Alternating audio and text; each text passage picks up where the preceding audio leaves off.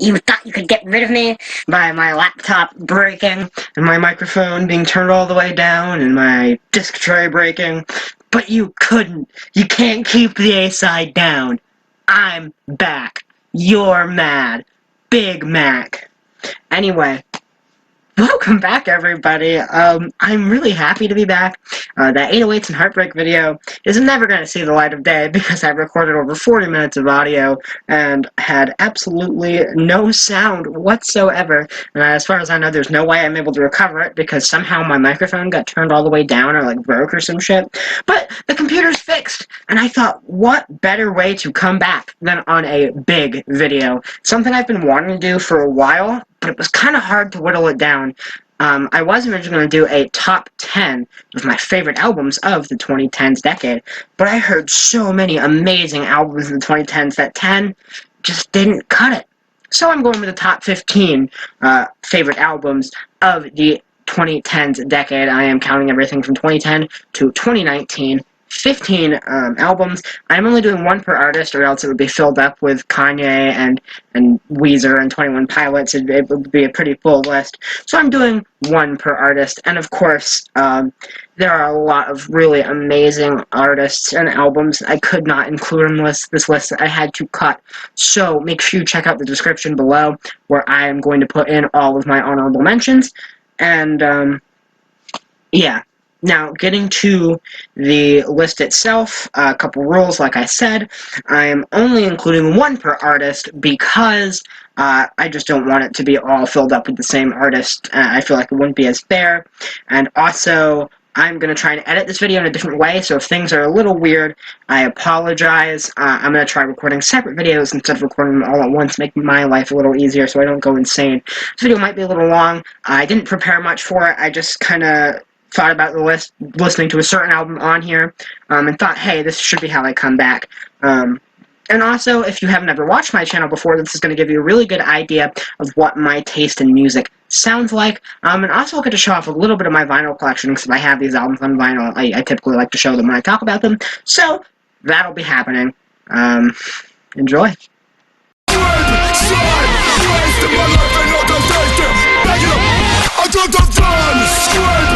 Now here we are at number 15, and this album might be controversial for actually being so low, despite that I'm calling it one of my 15 favorite albums of the 2010s decade. People would actually put this album a lot higher, even in the number one spot, some people.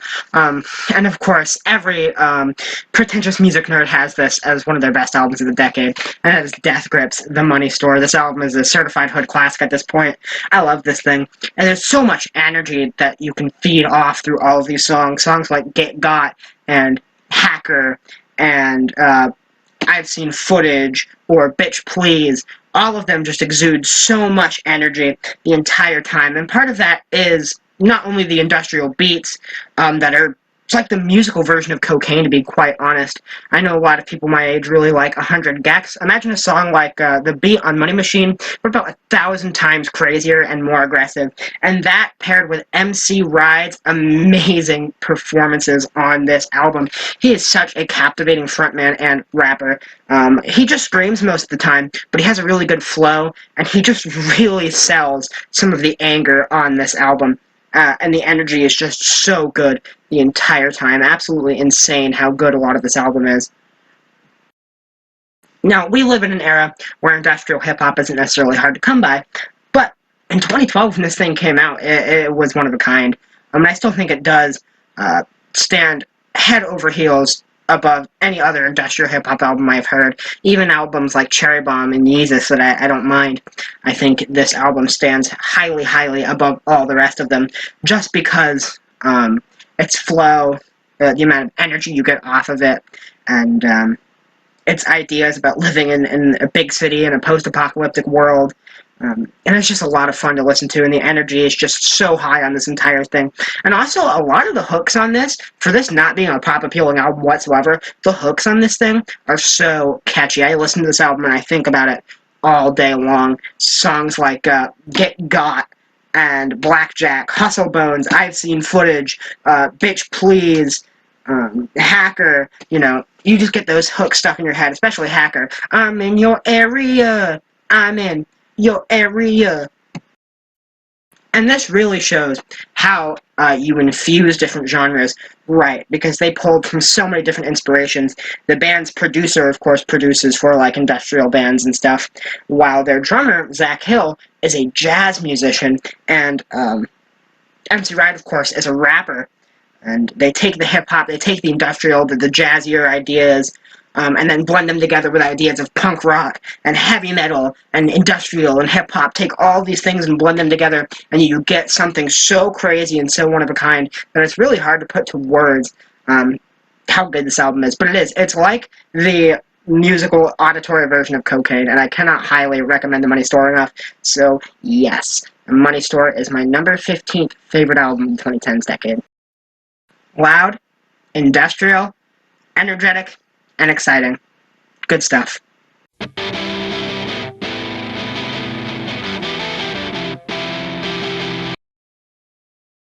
Coming in at number 15 is the album Greatest Hits by American emo and pop-punk band Reno Drive. Now, I am the last person on earth that really gives a shadow of a fuck about Reno Drive anymore, but back in 2017 when this album dropped, emo kids and scene kids, and even the more kind of musically pretentious critics such as Fantano, everyone just lost their shit because this album was so good. It was so hooky and big and over the top, and they took all the dramatic tropes of emo and made them so over the top and so sarcastic and biting. They made drama fun, and this album was just fun to listen to. Sure, it's very derivative of like Weezer's Pinkerton and the Get Up Kids, and you can tell the influences were very heavy-handed, but they come together and come out so well that you can't just help and have a good time when you listen to it. And this is an album that instantly clicked for me when I first listened to it. Instantaneously, I knew it was perfect. From the moment I turned it on and heard the opening chords of Art School, I knew I was in for something special. Frontman Eric Paulson's voice really shines on this album, too. It's so much less produced than what he was going for afterward, but it's so sarcastic and so biting, and the rawness of it all just really helps for him to be very captivating throughout the entirety of the album, especially on a song like You're Killing Me or I'm My Own Doctor, which are just absolute blasts to listen to and scream every lyric to along with Eric. And a lot of the lyrics are very relatable, you know, an emo album, me being the emo bitch boy himself. Of course, I love Reno Drive's Greatest Hits. And a lot of the themes, like I said, are relatable. Themes of being sad and feeling heartbroken, and a lot of the times the anxieties that come with that, and a lot of comparing yourself to others and not feeling necessarily good enough, and also sometimes the weight of the world on your shoulders. But like I said earlier, everything is so over the top and over dramatic, and infused with this crossover hookiness of something like a pop artist would do. It makes this so unique from other emo albums, so it's never depressing. Most of the time it's a pick-me-up and just an absolute blast to listen to. I listened to this album so much when I first got into it, which even really wasn't that long ago, and it's already this high in my mind. It is a perfect album. Like I said, it clicked with me almost instantaneously. Hearing Strawberita for the first time, those opening chords, was just something special.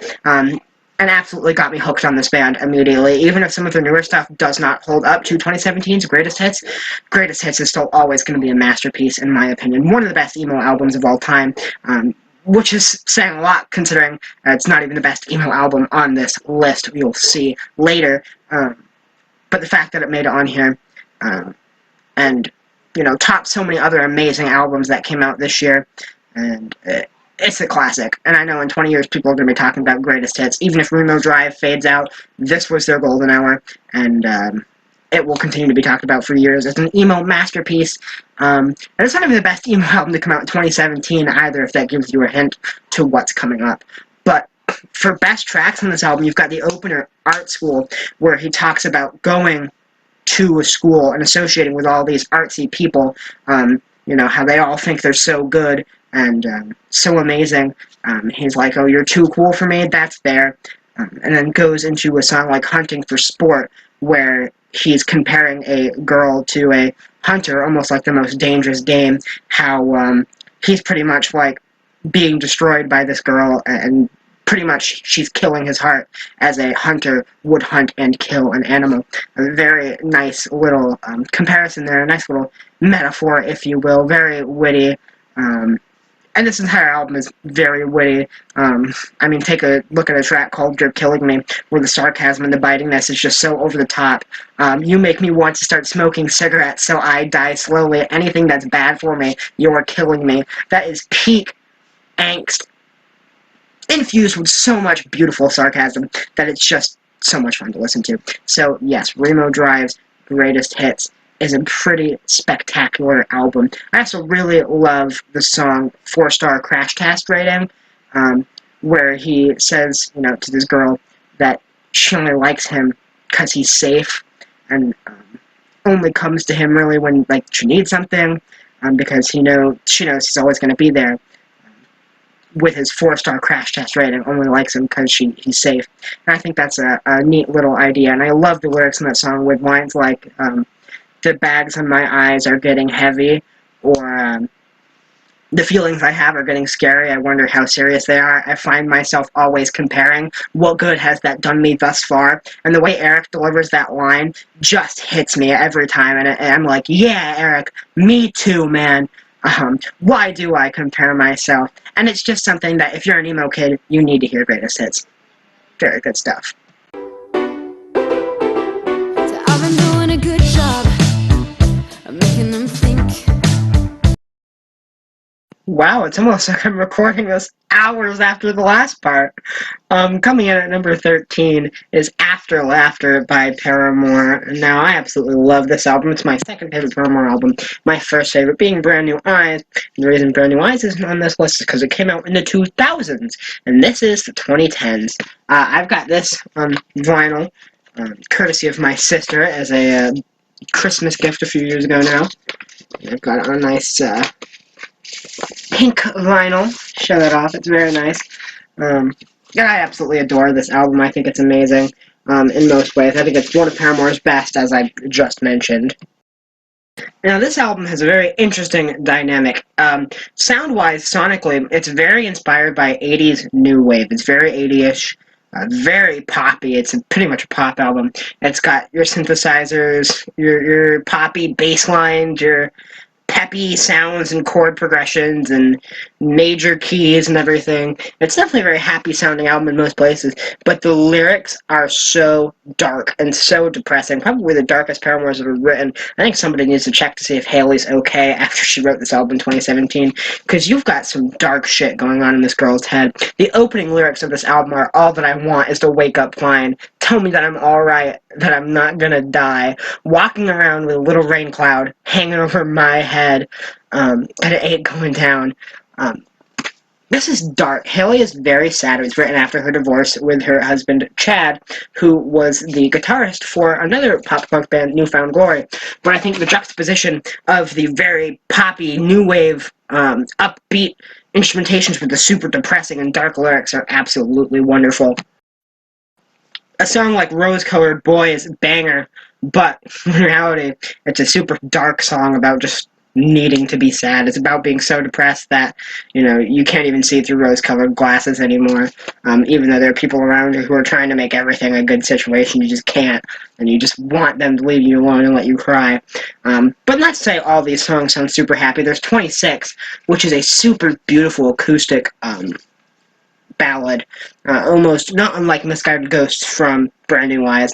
That's absolutely beautiful, and it's about just, Haley's 26th year of her life, and how it was a pretty sad year for her, and this album is really sad. It reflects that, especially this song. And you've also got Fake Happy, which is going out on the club and, doing your makeup up and pretending to be all happy and peppy around everybody, with a fake smile, when in reality you want to die on the inside. And that's pretty much the theme of this entire album, is everything at the surface level sounds super happy, but once you really start listening you realize, oh my god, it's really dark, but it all sounds really good. And the album turns out very well. I would say my favorite tracks on this album are definitely Hard Times, Fake Happy, and 26. I really like Pool as well. and Told You So, and Forgiveness, and Grudges. The hook on Grudges is absolutely amazing. That's another thing, is of course this being a pop album, lots of good hooks, lots of good melodies, lots of good chord progressions. Very catchy in a lot of places. I know I'm going to have these songs stuck in my head all night now, especially Rose-Colored Boy, the little, no heat, no pressure, just hang with me and my weather. That's going to be stuck in my head all night, because this album is just really catchy. Overall, very solid stuff. And yeah, my 13th favorite album of the decade is Paramore's After Laughter. I also want to mention I did listen to this album quite a bit my freshman year. Was definitely in rotation.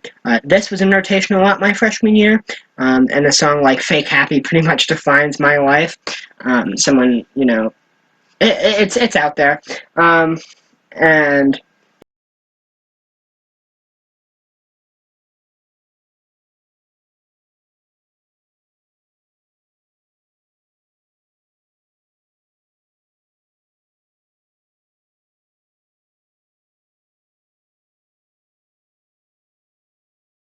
coming in at number 12, a band that, of course, I have to be on this list. My comfort band. The band that has ensured I've never felt alone in my life.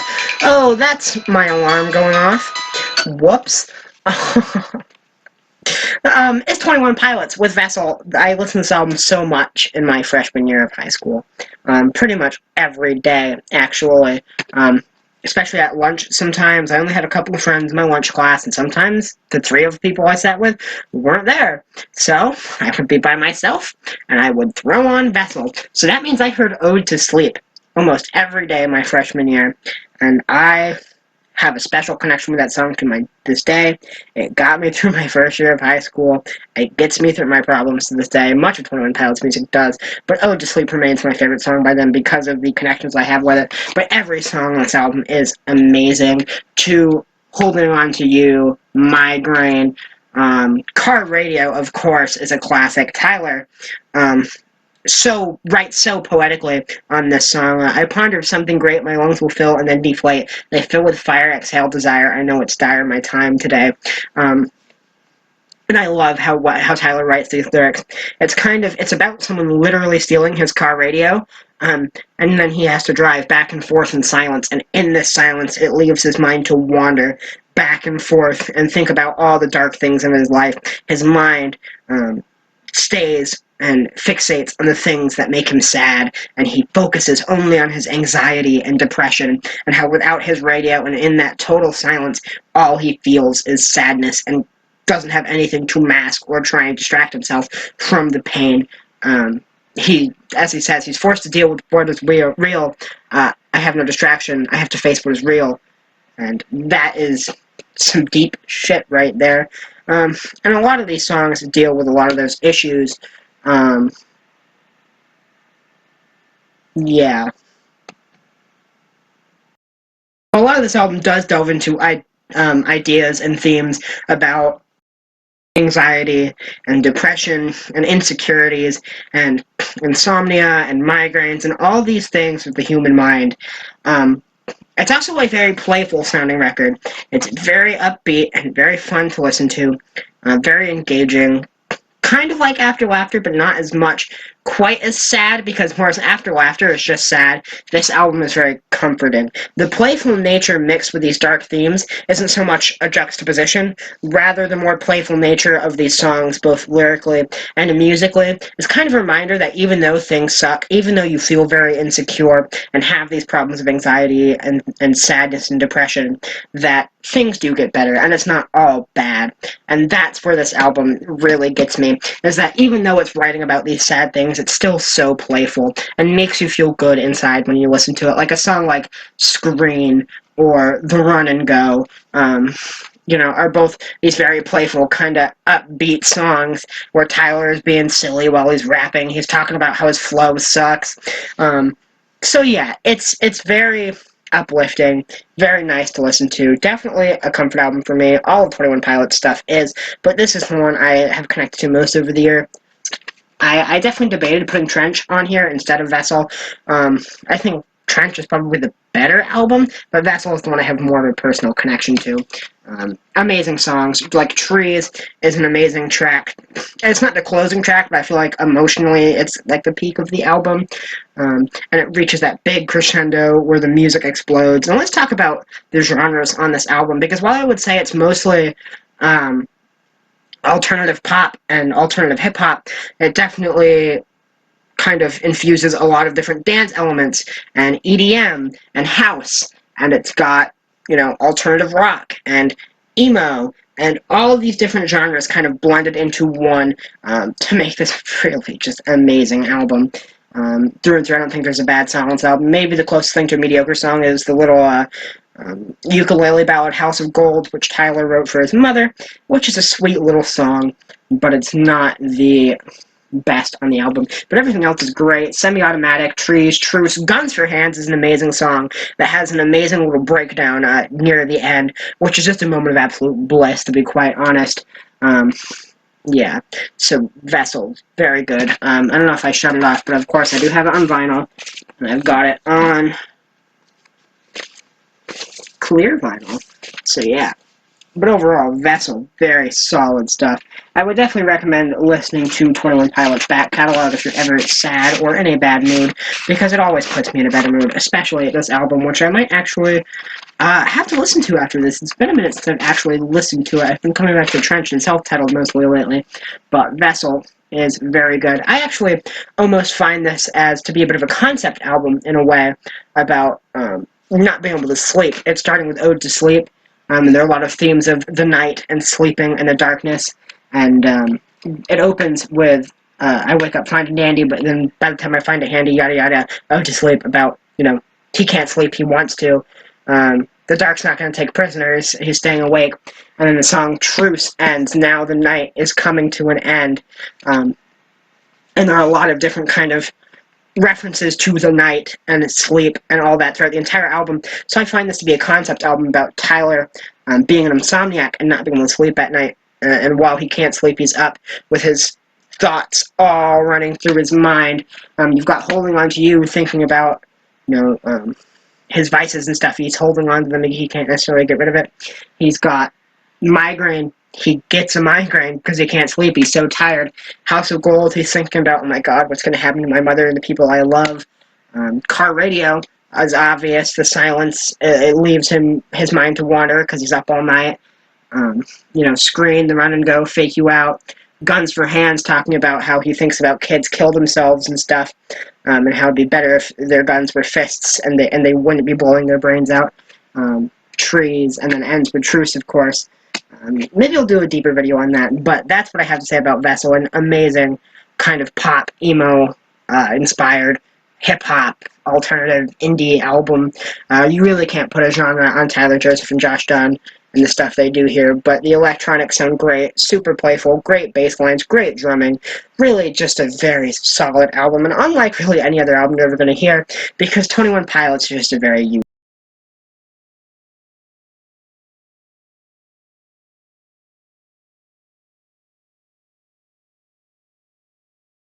Very happy about this one. Coming in at number 11 is I Like It When You Sleep, For You Are So Beautiful, Yet So Unaware of It, by 1975. Despite that stupid-ass pretentious title, this album's absolutely amazing.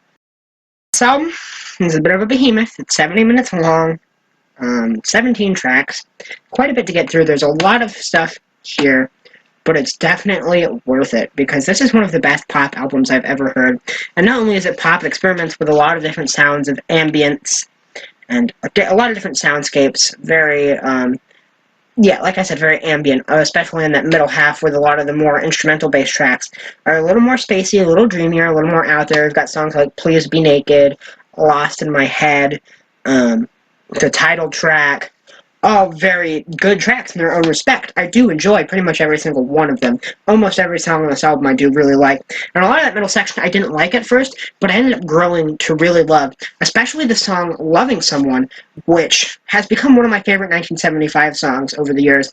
I really like the song Loving Someone. It's kind of about how a lot of stuff isn't great in the world, but really the only way to overcome it is love, and you should be loving someone. You shouldn't necessarily be cutting yourself off just because you were hurt before, and you should kind of keep going, and really love is the answer to everything. And that's a nice little message, and it's also lyrically really well done. I've always really liked the line, "I'm the Greek economy of cashing intellectual checks."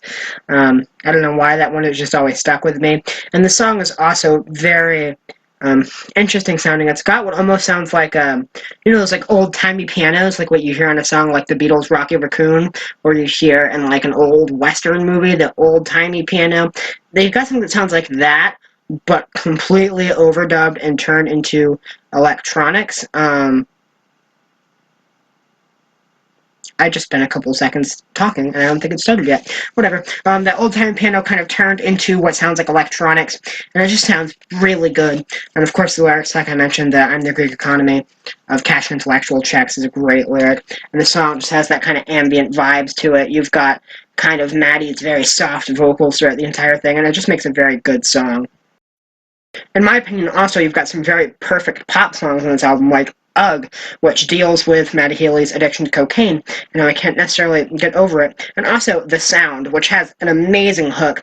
And it's just, like I said, a perfect pop song about, well, Maddie Healy loving someone so much and spending so much time with them that he figures out what the sound of their heart sounds like. So he knows when you're around because he knows the sound of your heart.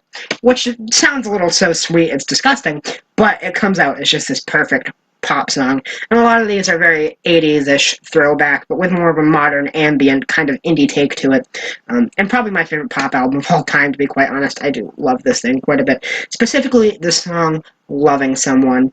Not Loving Someone, I already talked about that. Specifically the song Somebody Else, which is my favorite 1975 song. It's beautiful, but it causes me pain to listen to. It's about when you love somebody, an old flame, who finds somebody better than you, or somebody they find better than you, and thinking about that and their relationship instead of one with you. And it destroys me every time I listen to it. It's so emotional and so sad when Maddie is pretty much crying when he sings, "I don't want your body, I just hate to think about you with somebody else. Your love's gone cold, you're intertwining your soul with somebody else." Especially the opening of the song, where the keys kind of come in and everything just slowly kind of fades in, and then you hear Maddie, "So I heard you found somebody else." And it just wrecks my heart every time I listen to it. It's emotional, and probably my favorite 1975 song. And it's not one I come back to often, because it's got that emotional impact on me that I don't ever want to lose. And it's one I come back to only on the saddest of nights, and it will destroy me on the inside every time. To say all these songs are sad is not true, because you've got Love Me, the banger opening song, which is just great. You've got She's American, which is Maddie Healy pretty much making fun of the American girls he's met on tour, and how they constantly pick out stereotypes like, "Oh, you gotta fix your teeth, well, you're so American." So it's not all sad and depressing, but a good chunk of it is, including the 1-2 punch of Nana, followed by She Lays Down. Nana being about, well, Maddie Healy's dead grandmother and how much he misses her.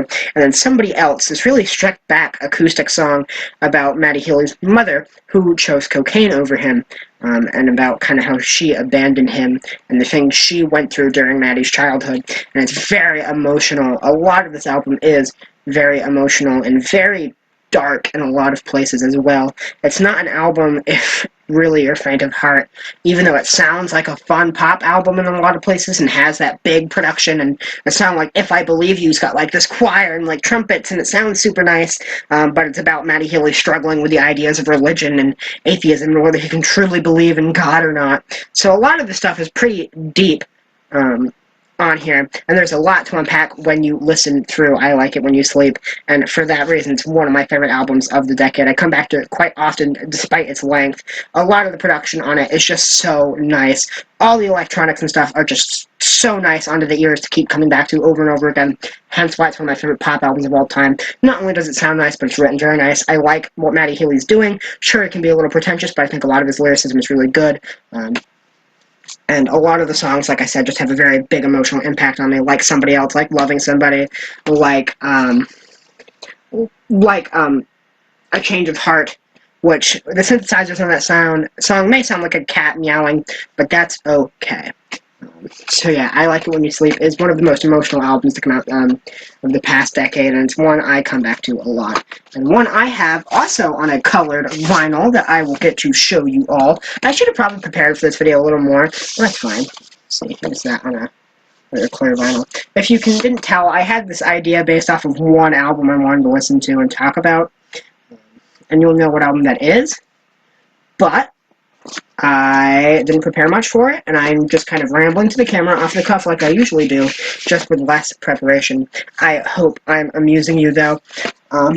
So, yes, I Like It When You Sleep. Amazing stuff. You should really check it out. Definitely 1975's best release, in my opinion. Just to chill with you, you know I go the distance. You know I'm 10 toes down, even if Master listening. Cover your ears, he about to mention complexion. Oh, here it is. Here's the big one. And I kind of regret putting this over I Like It When You Sleep after talking about it. But I've been listening to this album a lot lately. This is the album that got me to make this video. The classic rap album. What many people would actually put as the best album of the decade. Not in just the top 10, not in the top 15. Many people would put this as number 1. And that is To Pimp a Butterfly by Kendrick Lamar. This album, it's crazy to me that this album exists, to be quite honest. It's pretty ridiculous that this is a thing that exists. First off, thematically, it's so complex with so many different layers and levels and biblical references and different things going on, and historical references and references to modern political issues, and how it's almost music in a form of protest, and it goes into so many different concepts and ideas like racism, police brutality, gang violence, survivor's guilt, loneliness, depression, religion, and so many other themes throughout this album, even love, sex, all of it. And it's all intertwined together, and they all cooperate with each other and all layered on top of each other as well. It doesn't ever feel choppy because all these ideas fit together in one album all cohesively, and a lot of the times play off each other as well. The ideas of racism and gang violence aren't ever like separated as two different things. They bounce off of each other, and like he brings up the idea that like if gang violence ended, it'd be a lot easier to end racism if you know, African American gangs were killing each other. That's an idea he brings up, and all these different ideas that Kendrick brings up are all weaved together, but they're also, you know, cloaked in a certain feeling and cloaked in religious influences as well, and attacking the record industry. That's where the name comes from, To Pimp a Butterfly. The butterfly is Kendrick and his talent and everything, and the record label is pimping him out as a pimp would pimp out a woman. And his records are like hookers, and that's kind of what he's comparing it to, and he compares the record label to Satan at one point, and he also brings up a girl on this album bit named Lucy. Pretty obvious what he's talking about, you know, that's short for Lucifer, aka the fucking devil. Brings up how the devil is a temptress, and will offer you all these great things, but in the end, it's probably just going to hurt you, and he sometimes compares it to a girl, sometimes compares it to a record label, but really it's the things you want in life, you think you want in life, really end up hurting you, and it's the devil. So that's part of it. There's a lot of religious influence on this album as well, very deep, so many different layers, not only lyrically, all this different stuff it goes into, but also musically. Now, Kendrick himself is a great MC, an amazing rapper with just very unique, a unique flow, unique delivery, unique voice. Everything about Kendrick Lamar is unique in the way he raps. But the beats on this album is where it's at. Now, a lot of hip-hop beats can be a little repetitive in places. Not I, says To Pimp a Butterfly, where instead of there being hip-hop beats, he raps over intricate jazz songs. Yeah, you heard me, jazz songs. Kendrick is rapping over jazz with clarinets and fucking saxophones and everything. And all of this, like, free jazz is also filtered through this lens of, like, neo-soul. and it sounds amazing. The production on this album goes down so smoothly. Just very beautiful to listen to. It's a dream on the ears. You can especially hear that in a song like Complexion, especially, is one I find to be rather nice on the ears. But every song on this album is a banger. It opens with an absolute banger of Wesley's Theory, which is definitely the fastest song on the album, the one I bop out to the most. But there are also, sadder moments as well. You've got your more political moments, like All Right. You've got a song like Institutionalized, King Kunta. These Walls is more sensual and sexy. So you've got a lot of different feelings on this album that are all over the place. And it's pretty cool what this album does. Like I said, a lot of the time I find myself listening to production more than the lyrics because it just sounds that nice in so many places. Just the jazz and the soul of it all sounds great. A lot of the guitars, a lot of the bass work really well on this thing. It's a journey to listen to this album, to be quite honest, and it's, I think, an album everyone should listen to at some point. And if you do, don't just listen to it. This is an album I recommend clearing up about 80 minutes of your time, throwing on a good pair of headphones, laying back in your bed, and just listening to this thing without interruption from beginning to end, because it's so complex and so deep, and there's so much going on, both musically and lyrically and thematically, that it's just something you have to hear every once in a while. So, yes, and I've been listening to this album quite a bit. This is what I consider high art. This album is high art.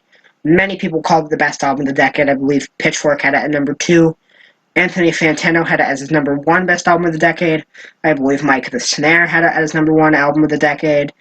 I think Spectrum Pulse may have had it up there.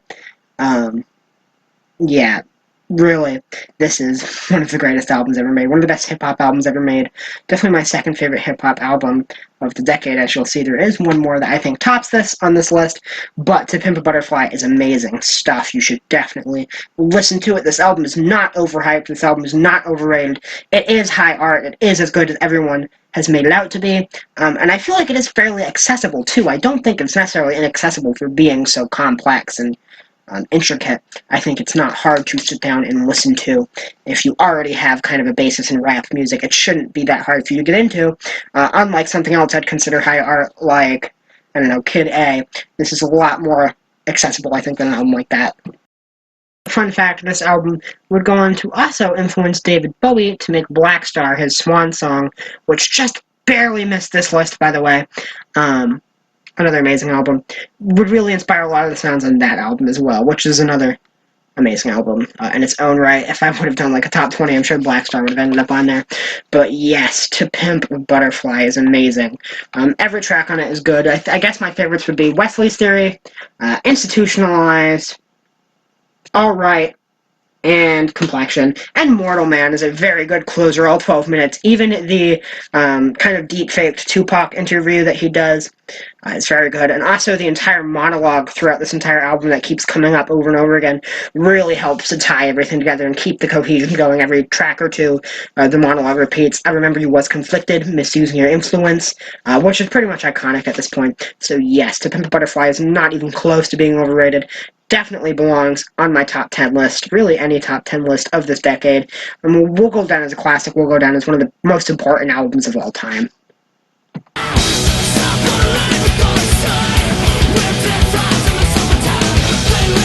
Coming in at number 9 is an album I sadly do not have on vinyl yet. I am never ordering anything from Urban Outfitters again. So here's a little story time, is Riley didn't have any purple vinyl in his colored vinyl collection. No purple records, not one. So I scoured the internet for a little bit looking for one, until I found this one on Urban Outfitters, and I ordered it in June, a little after my birthday. Here we are on September 11th, and it's still not here. It was supposed to ship August 30th, and we dug up an old email today, and now that date has changed to October 30th, the day before Halloween. So I'm not going to have this until winter. Anyway, number 9, Danger Days, The True Lives of the Fabulous Killjoys by New Jersey emo band My Chemical Romance. As you can see, I've got the My Chem shirt on right now, so it's a no-brainer that this album is in my top 10. My Chem was my second favorite band for a very long time, now being my third favorite band, behind another band you will eventually see on this list. Spoiler alert. If you know me, you know who they are. Anyway, yes, my third favorite band of all time, Black Parade, one of my all-time favorite albums, and I think every one of their albums is a banger, especially this one is really good. They kind of abandoned their emo sound a little bit and go in more of a dance rock kind of direction. They implement a lot of synthesizers and stuff, and a lot of these are much more peppy and upbeat than something you would hear on Three Cheers for Sweet Revenge, or The Black Parade. You've got songs like Na Na Na Na Na and Party Poison and Planetary Go, which are absolute bangers of songs. The synthesizers and stuff they incorporate on these songs just take them to a whole different level. A lot of the guitar work is excellent as always. Bob Breyer's drumming, excellent as always. Of course, Gerard sounds great, because when doesn't Gerard Way just do an amazing job with everything? So yeah, and this, just bangers like that. You've got some stupid songs like Vampire Money, which are so dumb they're fun. You've got these songs that are just super intense sounding, like Destroya, or I'll Hold Them Back Tonight. Super intense, really get you in like the fight mood. Amazing stuff. And you've even got some slower, more emotional moments, like the penultimate track, The Kids From Yesterday, which is a song that's really clicked with me lately, especially the line, "You only hear the music when your heart begins to break." A beautiful song, just with immaculate vibes, but most of this album is just a lot of fun to listen to. Probably the most fun MCR has ever made an album before, because it's not as serious or dark as something like The Black Parade or Three Cheers or Bullets, for Christ's sake. Yes, this album is a little lighter. It's a different direction. A lot of fans don't like it, but I love this album, and it might be my least favorite My Chem album, but it's still nearly perfect. You've got a really cool song like Scarecrow, an almost kind of post-punky, almost psychedelic song. Summertime is a really big highlight of this album. Both Scarecrow and Summertime, highly slept on. Gerard does some falsetto on Scarecrow that I think sounds absolutely amazing. You don't really get to hear Gerard's falsetto too often in the My Chem canon. So I think that sounds really good. Just overall, this album is very, very solid. Very good stuff from My Chemical Romance. This is pretty much the only album I've actually listened to today. That and Tip and the Butterfly I've had on repeat the last couple of days. The reasons why I wanted to make this video in the first place. So, yeah. Danger Days, The True Lives of the Fabulous Killjoys is amazing. A good swan song for My Chemical Romance, honestly. Although I do kind of wish it would have ended on The Kids From Yesterday instead of Vampire Money, because The Kids From Yesterday is such a beautiful, poignant song. It's very emotional. I think it would have made a perfect ending to this band's career. Even though they are back, they haven't put out a new album yet, and this would be their last album, considered their swan song. But instead of their final moments being the super emotional The Kids From Yesterday, it's the sarcastic, biting, hilarious, but kind of dumb Vampire Money, which was written after the people from Twilight wanted My Chem to write a song for the movie. So the opening lines of the last My Chem song are 3, 2, 1, we came to fuck, but the song's a banger, so that's okay. Overall, I think Danger Days is a pretty amazing album. I love the stuff they're doing with synths and the more dance rocky vibes. And I'm glad they did this instead of just ending after the Black Parade, because I liked seeing the new side of MCR, and I think this album is pretty classic. So, yes, very big thumbs up. That would be my number 9, Danger Days, The True Lives of the Fabulous Killjoys. Wow, so it's almost like I'm recording this almost a week later. I decided to split this video in 2. So, that being said, I believe you just saw my top 9, or the first 9 of my top 15 list. So make sure you subscribe, and be on the lookout for numbers 9 through 1 when I finish my top 15 best albums of the 2010s decade. That second video should be up here in a couple of days. So until then, I will see you all next time.